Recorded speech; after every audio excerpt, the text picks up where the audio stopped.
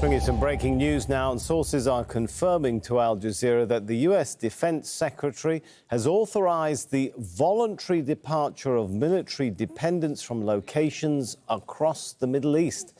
Let's cross over to Shihab Rattansi. He joins us from Washington, D.C. So, Shihab, what's prompted this?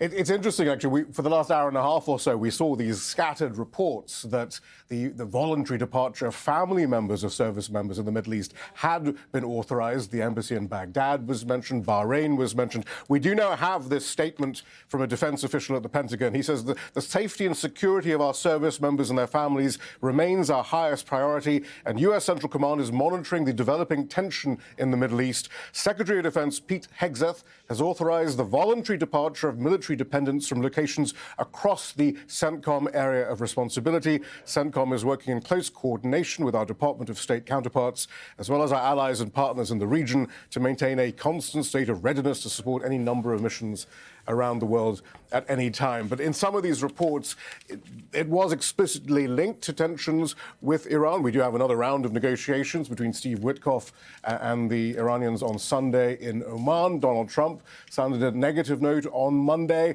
saying that he was a little discouraged. However, at the same time, there is that sense that he's still giving diplomacy a chance.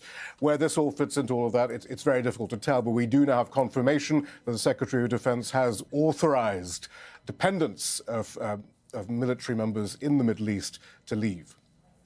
All right, thanks so much, Shihab Rattansi, updating us there on that breaking news story, the voluntary departure of military dependents from the US from locations across the Middle East. Thanks so much, Shihab.